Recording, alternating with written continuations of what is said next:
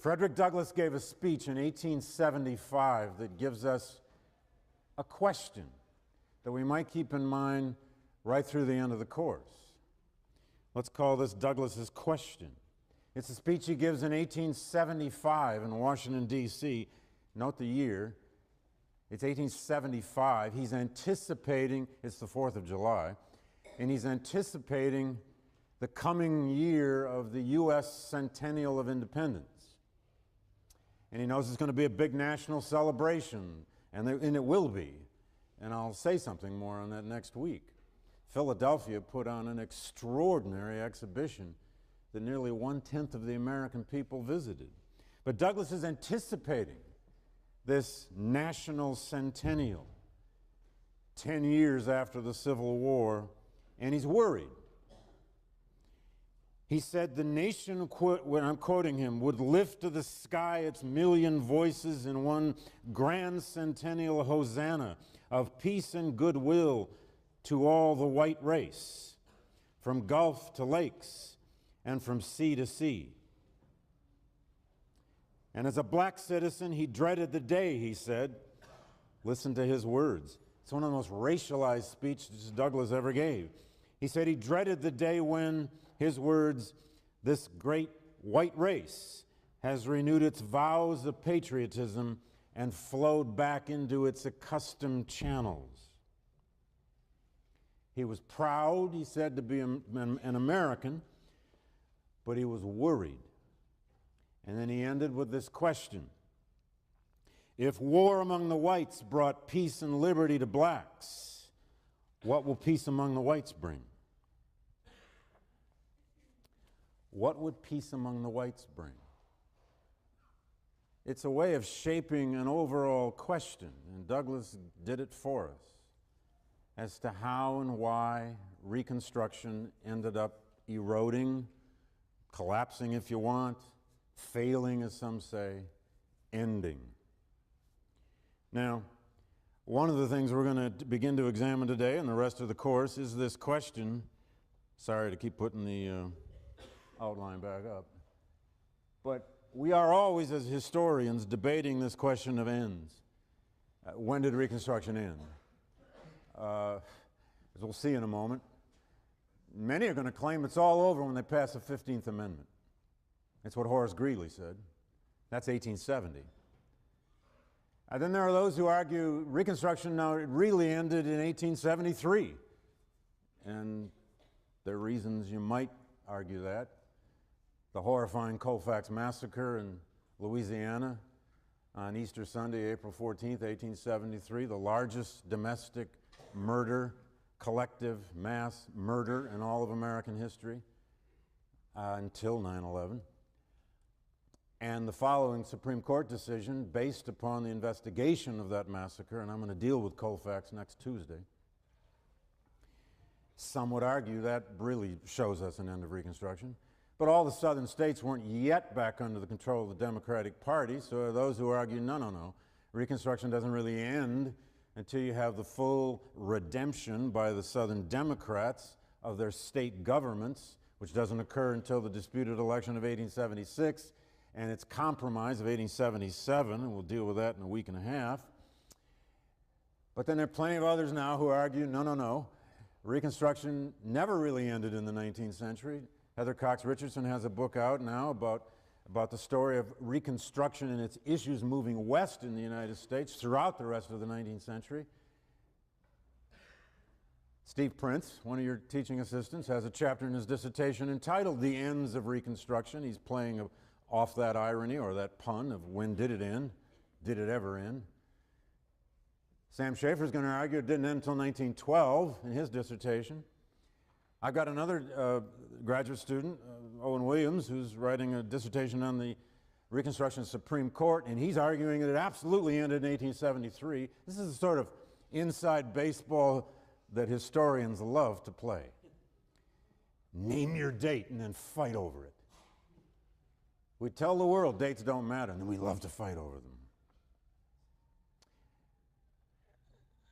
I'm probably going to do what I usually do, which is leave you with a good deal of ambiguity about that. In some ways, Reconstruction has never ended. Now, think with me for a moment, though. Back on the ground in the South, about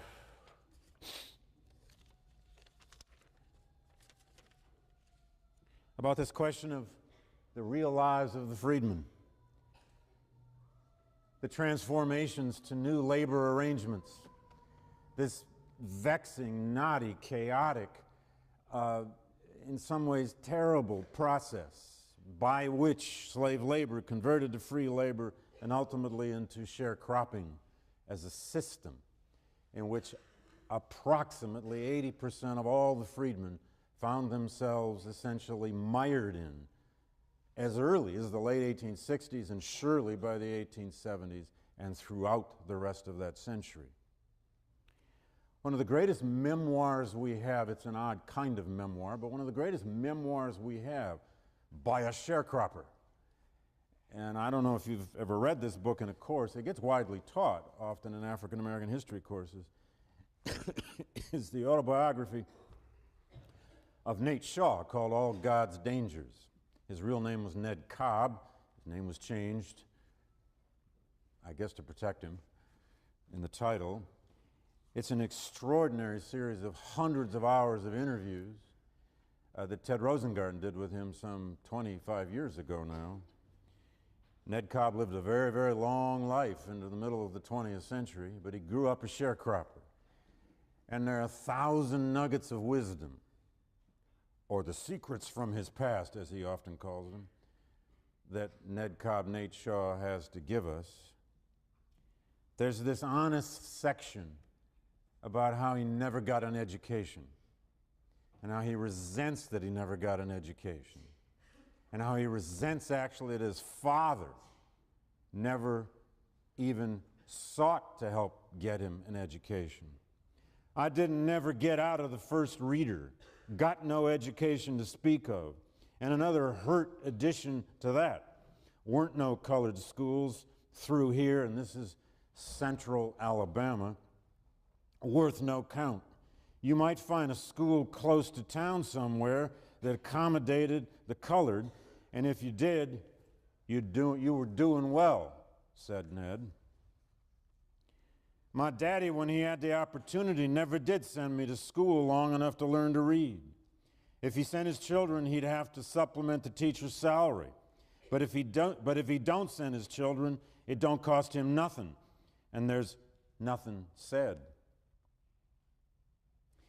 None of my brothers and sisters, not one by name, got a good book learning, and all I can do, I can put down on paper some little old figures, but I can't add them up. Now, Ned went on to be a landowner. And one of the most moving passages in this book comes toward the end when he buys his first mule. When he puts his first stinking, smelly mule in his own stable. It's like a religious experience. Smelling a mule is not exactly my idea of a religious experience, but it was to Ned. But he really is hard on his father.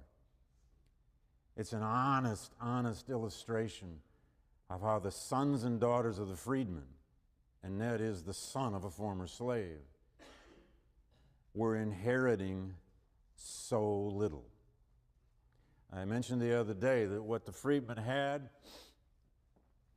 was some human capital, their skills, their bodies, their labor, their dreams, their religion, their ideas, their self-worth, their dignity, but they had so little physical capital. They owned nothing.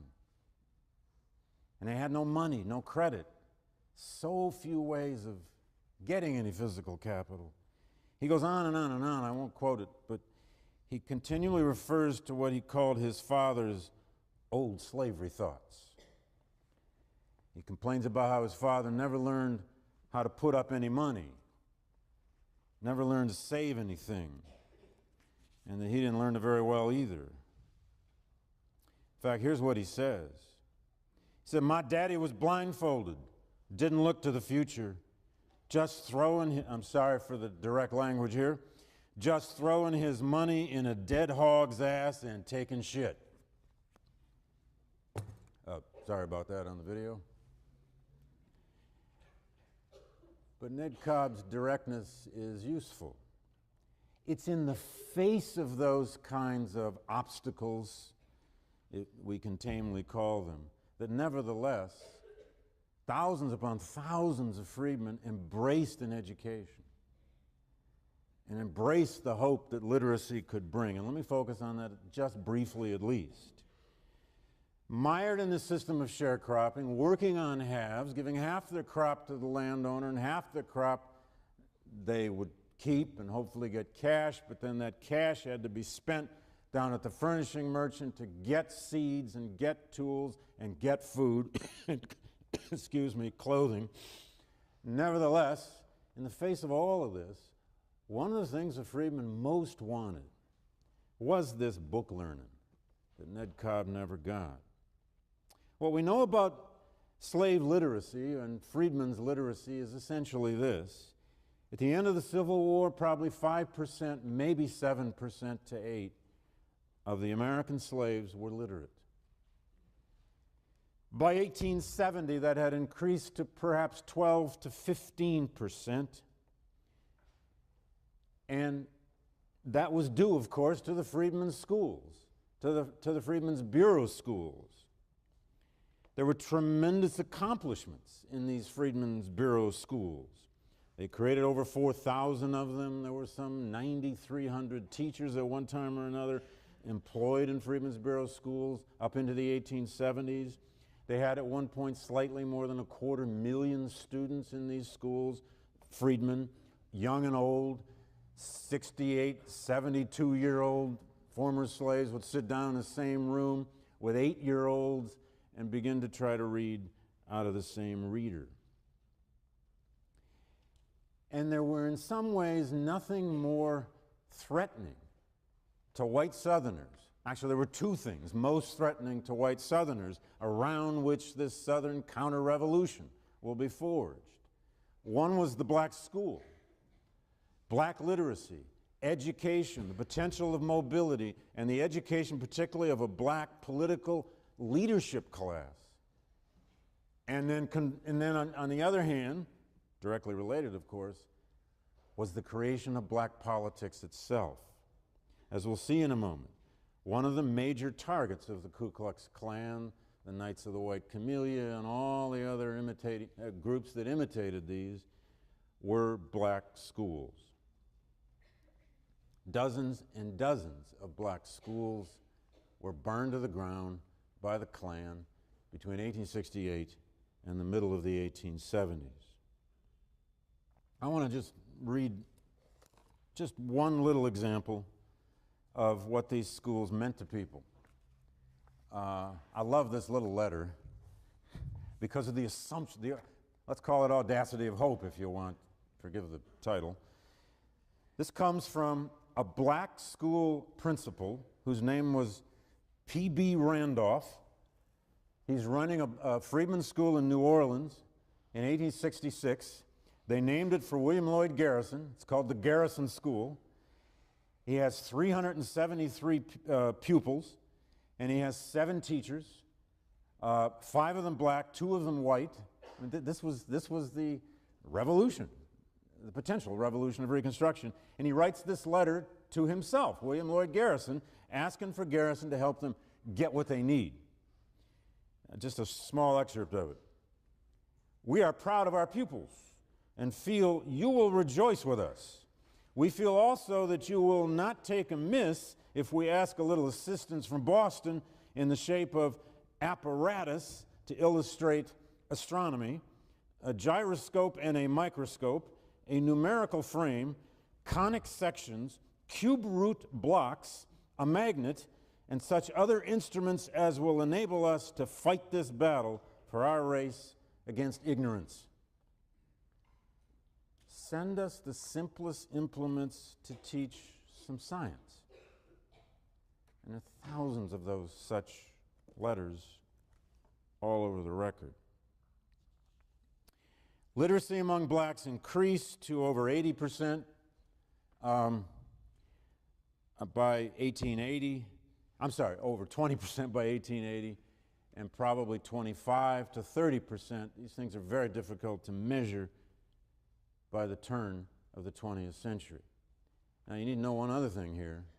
By the 1880s, 1890s, turn of the 20th century, literacy rates among Southern whites were not that much higher. Now, remember one thing above all else about these new economic, social arrangements taking hold from 1866 right on through the 1870s in the South. Sharecropping emerged, this is the argument, sharecropping emerged essentially as a kind of compromise result of a tug of war between two kinds of interests. Blacks wanted autonomy. They wanted out of gangs. They wanted their women out of the field. They wanted some control over their economic lives. White folks, the owners, landowners, wanted labor control. A stationary, dependent, poor labor force. Both sides end up embracing tenant farming, sharecropping, because it was such a desperately cash-poor society. Landowners didn't want to rent to blacks because they knew in the long run blacks wouldn't get enough cash to pay the rent. Blacks realized quickly they couldn't depend on cash because there wasn't enough. They therefore themselves began to resist wages because they get promised wages and they wouldn't get paid. So sharecropping, this system that ultimately becomes a Faustian bargain and a dead end and a kind of tragic no exit for the vast majority, was nevertheless something they actually negotiated and embraced themselves. Now, also on the ground in the South, emerging out of radical Reconstruction, as the Southern states were put under the first Reconstruction Act and the subsequent Reconstruction Acts, what took place in the South was the creation of new state governments run by the Republican Party in every former Confederate state, at least at first. All the ex-Confederate states were readmitted to the Union between 1868 and 1870. Georgia was the last. But by 1870, all 11 ex-Confederate states are back in the Union. But they're back in the Union, remember, under that radical Reconstruction plan. Now, the story that's set in about this over the years, from the lost cause ideology of the late 19th century to the writings of the so-called Dunning School of the turn of the 20th century and early 20th century, based on the writings of William H. Dunning and his many, many students he trained at Columbia University, was this idea that what happened in the South now was essentially carpetbag rule, or rule by bayonet, or rule by blacks. Now, in the history books, we've come to call this for decades the myth of carpetbag rule. This idea that the South was colonized, taken over by northerners who moved south, white northerners who moved south, plying, appealing to, exploiting, and manipulating the black vote to take over the South, to disfranchise and eliminate white Southerners from their own polity. Now, this much is true. In every former Confederate state, the so-called radical constitutions did manage to create all sorts of new levels, if you like, of democracy, small d. The number of elective offices increased. There was more direct election, more direct control for people than the South had ever seen. There were more people voting, more constituencies, and more people holding office, we'll see in a second. There was more home rule for local governments than they'd ever experienced before. These new radical constitutions, yes, indeed, had eventually a fair degree of corruption. This was the age of spoils, and the kinds of corruption going on in southern state governments was no different than the kinds of corruption going on in many other places in the country. But there were many social provisions in these new constitutions as long as they lasted, and they lasted 7, 8, and 9 years in some ex-Confederate states, and they only lasted 2, 3, and 4 years in others. For the first time, there were social provisions.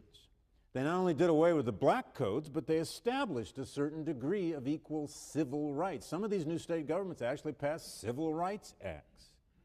Many of the constitutions made it the state's responsibility now to, for the first time in Southern history, and for that matter, there wasn't much of this in the North either, to provide for the sick, the insane, the disabled, the poverty-stricken. And above all else, they created public schools. The first public schools the South had ever seen. South Carolina had the first comprehensive school law of any southern state, passed in 1870. By 1871, they had 32% of people of school age attending some 1,700 public schools in South Carolina, blacks and whites. And by 1875, the South Carolina public school system, created by the radical Republican regime, had 50%. This is still a rural society, and a society riven with problems of race and violence, as we'll see. They had by 1875, they had 50% of the school-age population of South Carolina in school, with over 3,000 teachers paid by public tax money. Now, the one thing, of course, that virtually no radical Republican Southern regime ever accomplished was much in the way of any kind of economic redistribution, of land redistribution. This is our classic problem of Reconstruction. How could you advance political liberty, the right to vote, to hold office, serve on juries, run legislatures, and yet why does economic liberty always, always, always lag behind? Now, there were some attempts, however. Let me give you just one little example. I don't think Foner really even mentions this. Again, South Carolina, which had a black majority of its legislature for about 5 years during Reconstruction. This was a political revolution. And you can see why white Southerners were organizing against it. But the South Carolina legislature, run by blacks and white Republicans, some of them native-born Southerners, some of them from the North, created a South Carolina Land Commission. They created it in 1868. It actually is going to last all the way to 1890 on the books. It settled some 5,000 South Carolina families, black and white, on land that the state purchased or took over, confiscated in effect, and then began to sell to its own citizens on long-term loans at very reduced interest rates. Approximately $225,000 out of $802,000 eventually could not be accounted for. There was some fraud and corruption in this South Carolina Land Commission. About a quarter of the money that they actually distributed never was accounted for. But it's extremely important to note here that at least an attempt was made. Here was at least the possibility of radical Reconstruction. By 1876, that Land Commission in South Carolina, by 76, Republicans still barely controlled the South Carolina state government. They're about to lose it that year. By 1876, about 14,000 families had participated, a total of about 70,000 people, about 60% black and 40% white, in actually buying land. By 1884, more blacks were losing land in South Carolina, however, than were buying it.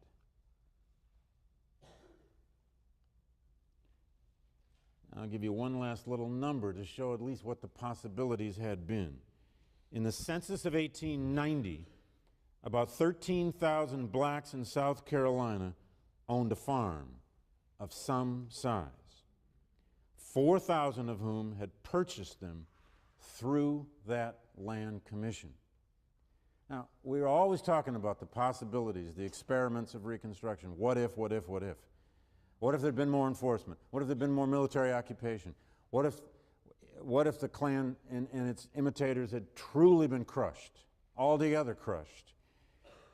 This kind of land commission is one example, among others, of the kinds of efforts that could have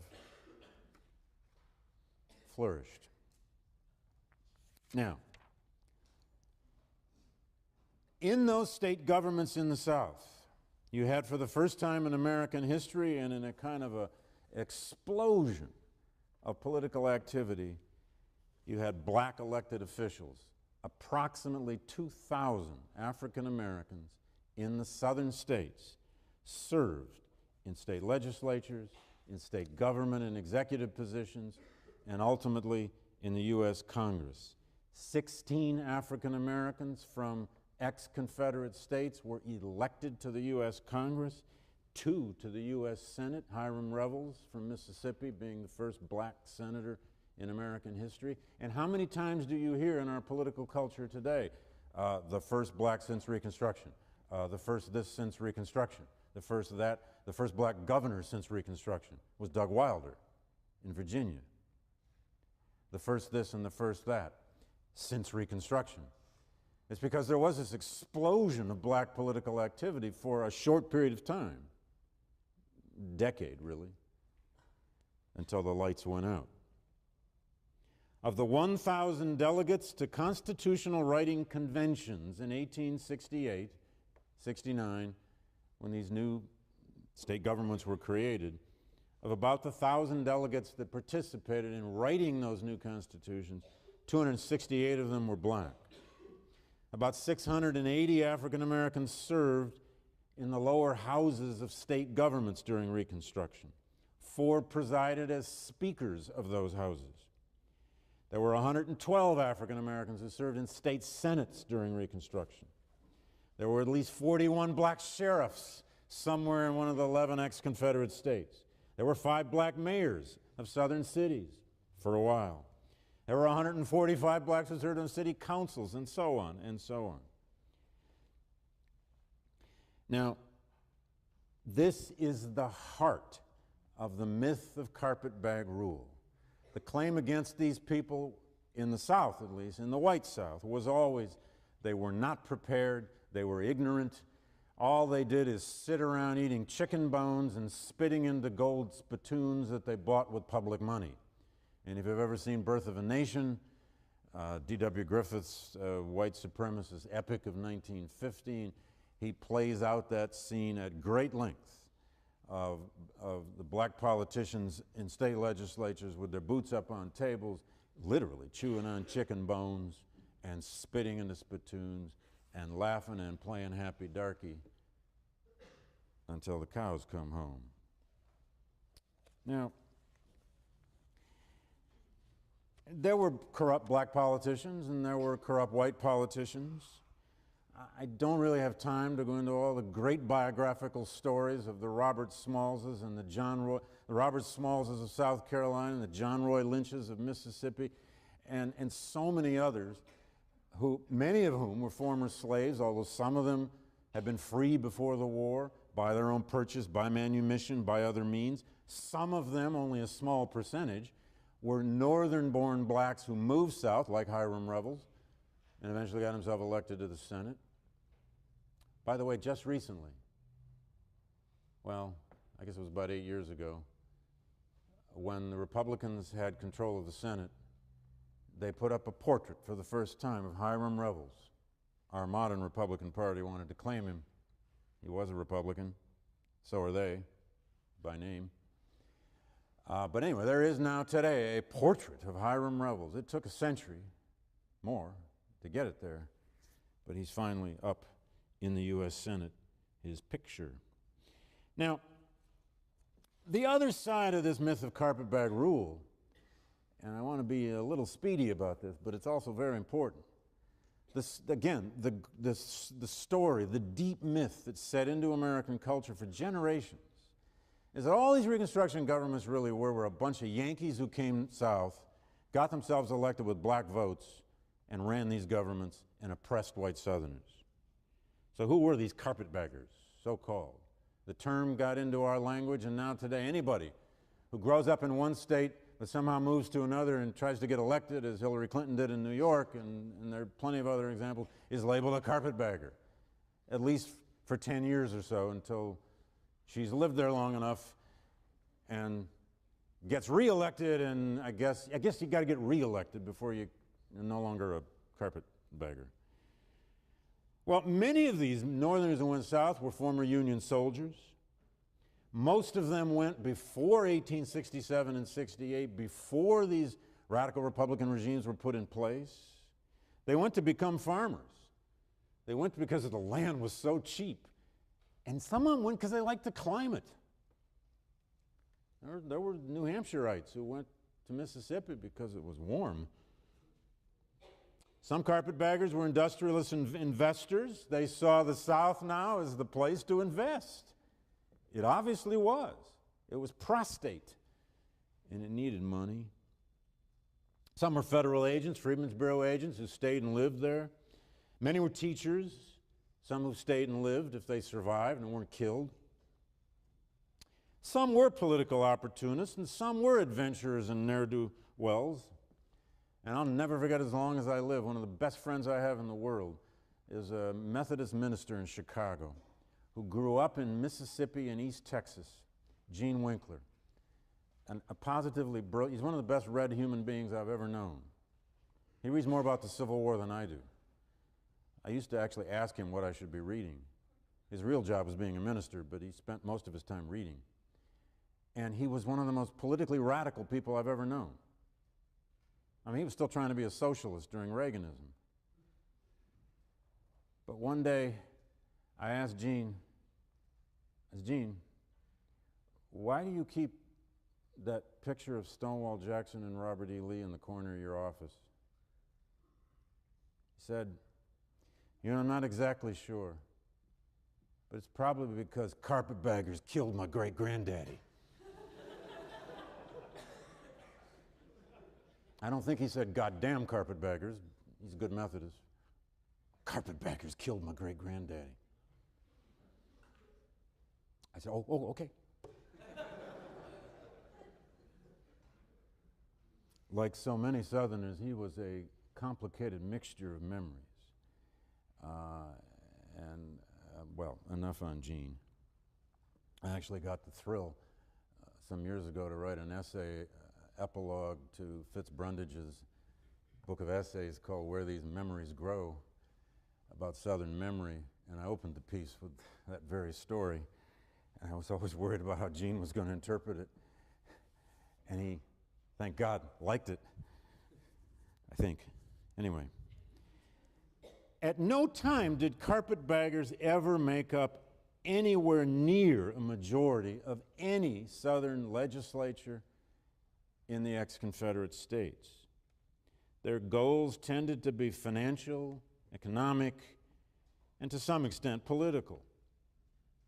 And then there's this other kind of Southerner, the white indigenous Southerner, the native-born white Southerner, known to history, of course, as scalawags, who joined the Republican Party, who became part of these Reconstruction regimes, who said, give up the past, give up the old cause, and they often became the object of the ire and the hatred and the violence of white vigilante groups as readily as anyone else. Now, what was a scalawag?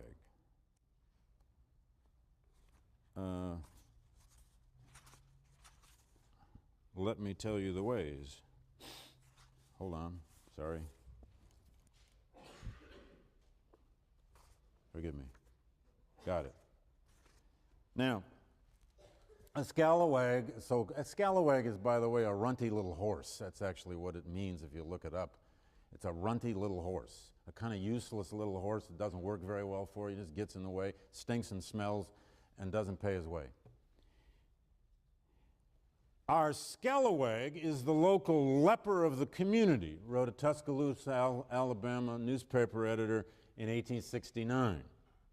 Unlike the carpetbagger, he is native, which is so much the worse.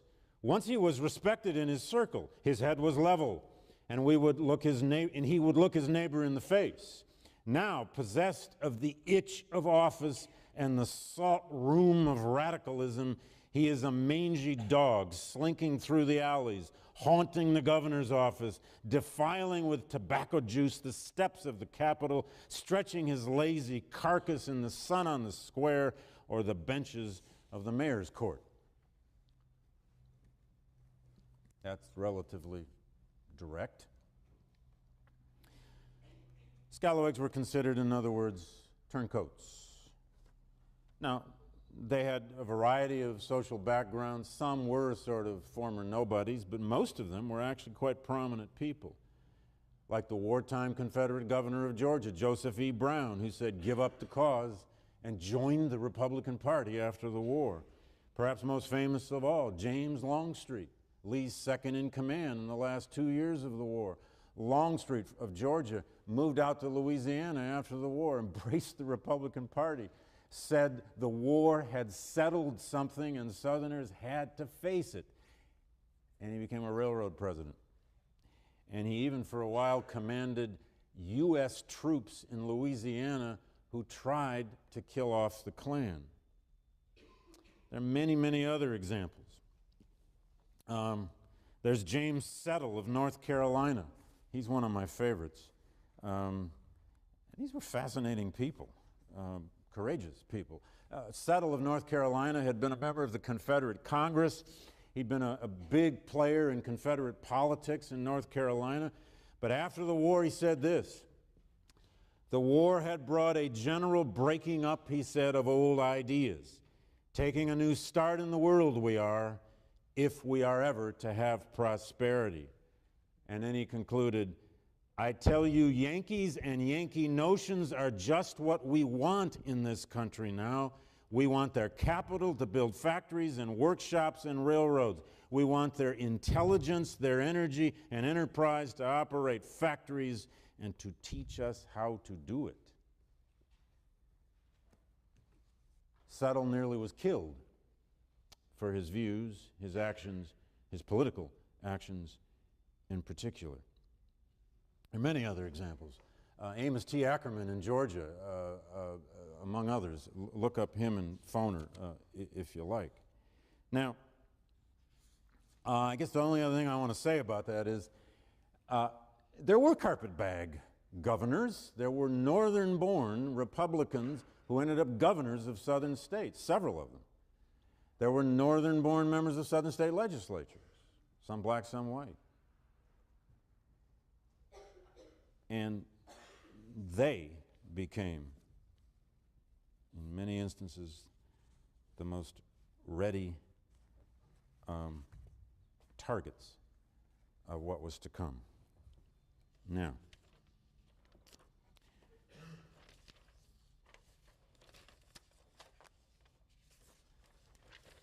there we are. Now, I don't know how well you can see this painting. I'll try to blow it up.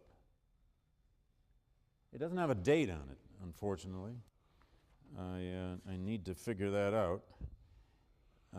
It is entitled Disfranchisement, which is an interesting title.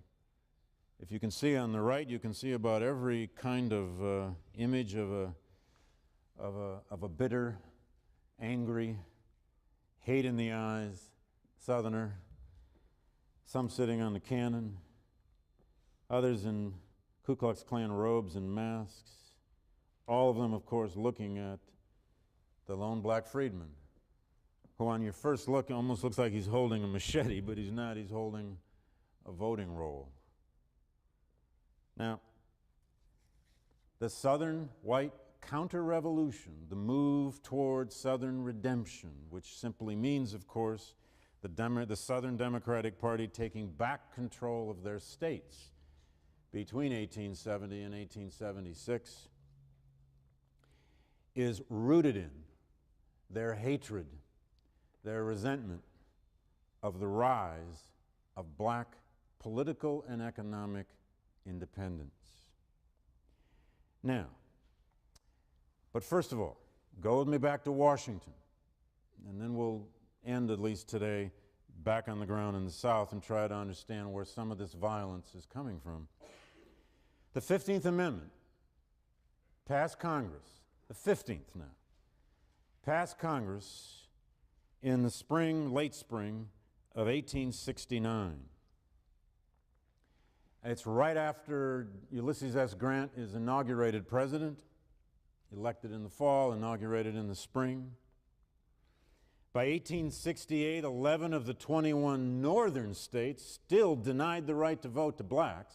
You'll remember, Republicans are stepping around this question of black suffrage in the North, but they want to plant it into the South. But the trick was, what kind of amendment would it be? This is the great Voting Rights Amendment. They went through 3 versions of the 15th Amendment. Look this up in Foner. Make sure you understand this. They went through 3 versions in the debate in Congress as to what kind of voting rights amendment to put in the Constitution. The first version, and they went from most conservative to most radical, the first version forbade states the right to deny suffrage on grounds of race, color, or previous condition of servitude. That's all it said. That's the most conservative version. The second version would have forbade states to impose literacy, property, or nativity qualifications. In other words, that whole array of qualifications tests that will ultimately be used all over the South to prevent black folk from voting, and to some extent poor white folk. And then there was a third version, which simply would have affirmed simply that all male citizens 21 years of age and older had the right to vote, period. Now, they debated and debated, but the one they passed, of course, was the first one, the most conservative, the one that made absolutely no mention of the possibility of qualifications test. And so the 15th Amendment has 2 kinds of impact, 2 great importances, if you want. One is that it was passed at all, and it's hugely important. But the other, of course, is it was a very conservative compromise amendment that left the door open to all kinds of machinations over time in states at the local level about qualifications to vote. It passed the House of Representatives in March 1869. It finally was ratified by 2/3 of the state legislatures in the United States a full year later, in the spring of 1870. And many people now looked at the situation in the country a year into Grant's presidency. The Republican who said, let us have peace. You've got the 13th Amendment abolishing slavery. You've got the 14th Amendment establishing citizenship rights and equal protection before the law, at least the beginnings of this fledgling thing called civil rights. You got the Reconstruction Acts in place.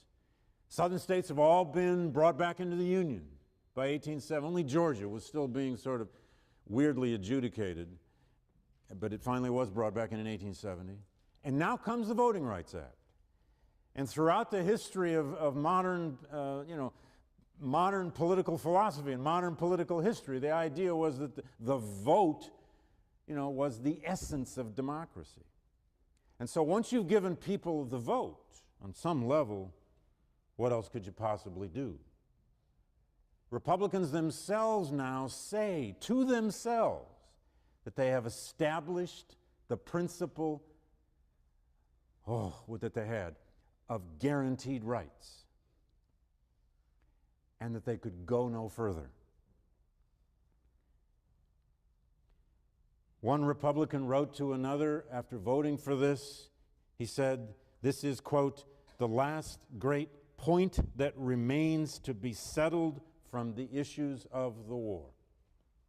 And Horace Greeley famously in his New York Herald Tribune in April 1870, after the ratification of the 15th Amendment, said, quote, let us have done with Reconstruction. It was the opening line under a big headline. Let us have done with Reconstruction. The country is tired and sick of it. Let us have peace. It's over. It's done. Said official Republican Party people to themselves. And of course, the White South, for 2 years already, through its rising and growing Democratic Party and its violent militant wings, is saying, you bet Reconstruction is over, let us show you the ways. Now, I'm actually going to save the violence story for an entire lecture on its own.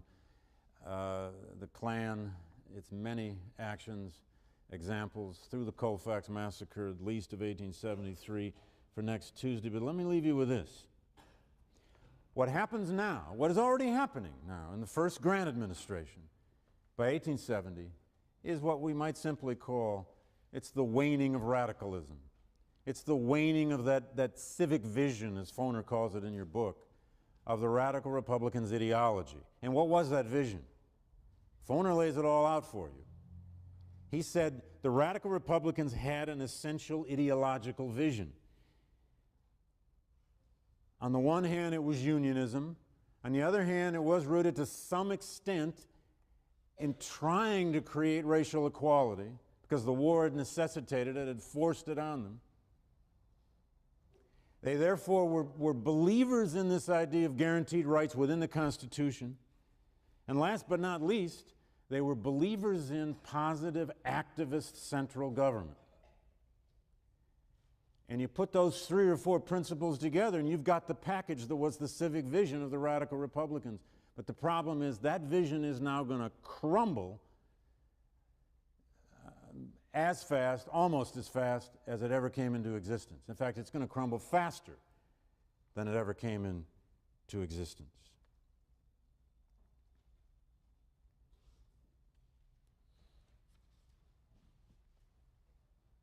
I want to leave you with this.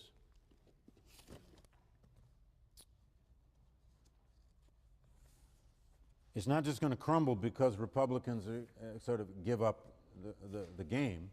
And it's not going to just crumble because Thaddeus Stevens dies and Charles Sumner is out of the way and radicals don't really run this party under Grant anymore. It's going to crumble because of the most widespread use of political violence in American history. We'll return to this question next Tuesday, but let me leave you with this. There is no African American writer, and some white writers, worth their salt from the 1870s and 80s right on through well into the 20th century who could ever avert their eyes from this story. This is a passage from James Weldon Johnson's The Autobiography of an Ex-Colored Man. If you've ever read that wonderful 1912 novel, you'll know it's the story of a black man who's passing for white. But because he's passing in the South, he gets to see things that people don't know he's seeing. And of course, the book ends, as so many books did in this time, with a lynching. This is Ex-Colored Man, who doesn't have any other name, describing what he sees. A railroad tie was sunk into the ground. The rope was removed and a chain brought and securely coiled around the victim and the stake. There he stood, a man only in form and stature. His eyes were full and vacant, indicating not a single ray of thought. Fuel was brought from everywhere. Oil, the torch, the flames crouched for an instant as though to gather strength, then leaped up as high as the victim's head. He squirmed, he writhed, he strained at his chains, then gave out cries and groans that I shall always hear. His eyes, bulging from their sockets, rolled from side to side, appealing in vain for help. I was fixed to the spot where I stood, powerless to take my eyes from what I did not want to see. We have never wanted to see what really happened in the South in the 1870s, but we'll try. Dates don't matter, and we love to fight over them. I'm probably going to do what I usually do, which is leave you with a good deal of ambiguity about that. In some ways, Reconstruction has never ended. Now, think with me for a moment, though. Back on the ground in the South, about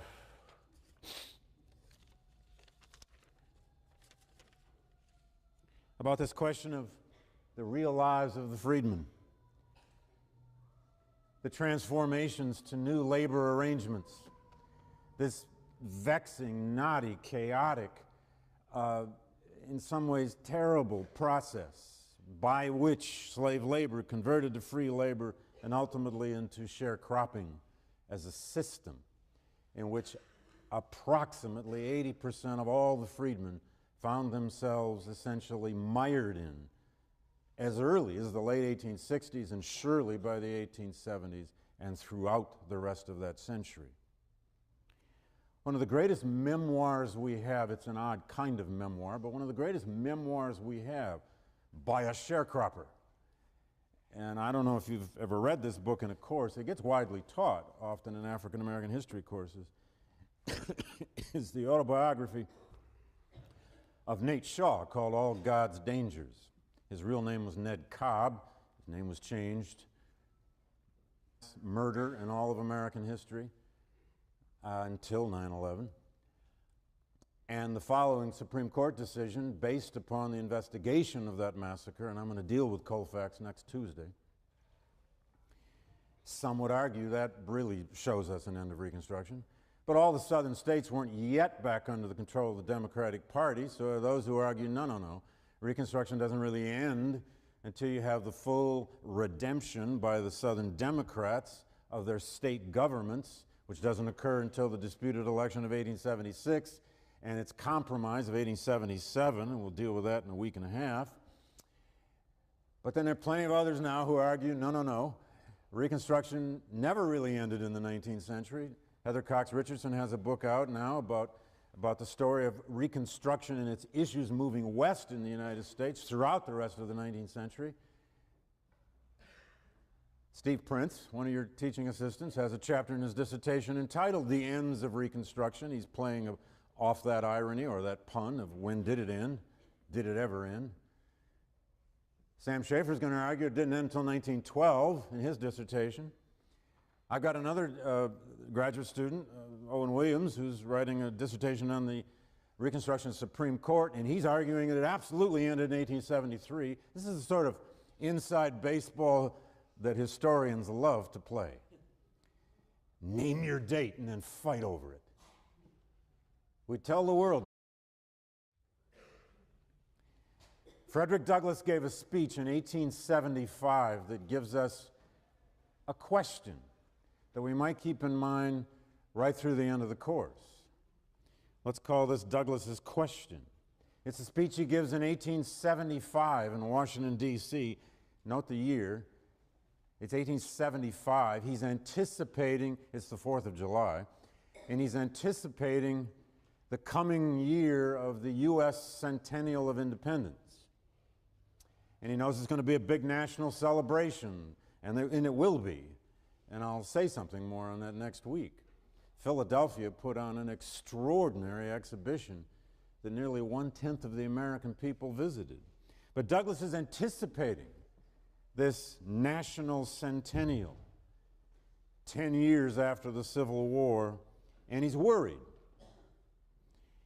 He said, the nation, when I'm quoting him, would lift to the sky its million voices in one grand centennial hosanna of peace and goodwill to all the white race, from gulf to lakes and from sea to sea. And as a black citizen, he dreaded the day, he said. Listen to his words. It's one of the most racialized speeches Douglass ever gave. He said he dreaded the day when, his words, this great white race has renewed its vows of patriotism, I guess to protect him in the title, It's an extraordinary series of hundreds of hours of interviews that Ted Rosengarten did with him some 25 years ago now. Ned Cobb lived a very, very long life into the middle of the 20th century, but he grew up a sharecropper. And there are 1,000 nuggets of wisdom, or the secrets from his past, as he often calls them, that Ned Cobb Nate Shaw has to give us. There's this honest section about how he never got an education, and how he resents that he never got an education, and how he resents actually that his father never even sought to help get him an education. I didn't never get out of the first reader, got no education to speak of. And another hurt addition to that, weren't no colored schools through here, and this is central Alabama, worth no count. You might find a school close to town somewhere that accommodated the colored, and if you did, you were doing well, said Ned. My daddy, when he had the opportunity, never did send me to school long enough to learn to read. If he sent his children, he'd have to supplement the teacher's salary. But if he don't send his children, it don't cost him nothing, and there's nothing said. And flowed back into its accustomed channels. He was proud, he said, to be an American, but he was worried. And then he ended with this question. If war among the whites brought peace and liberty to blacks, what will peace among the whites bring? What would peace among the whites bring? It's a way of shaping an overall question, and Douglas did it for us, as to how and why Reconstruction ended up eroding, collapsing if you want, failing as some say, ending. Now, one of the things we're going to begin to examine today and the rest of the course is this question. Sorry to keep putting the outline back up. But we are always, as historians, debating this question of ends. When did Reconstruction end? As we'll see in a moment, many are going to claim it's all over when they pass the 15th Amendment. That's what Horace Greeley said. That's 1870. And then there are those who argue Reconstruction now really ended in 1873. And there are reasons you might argue that. The horrifying Colfax Massacre in Louisiana on Easter Sunday, April 14th, 1873, the largest domestic murder, collective mass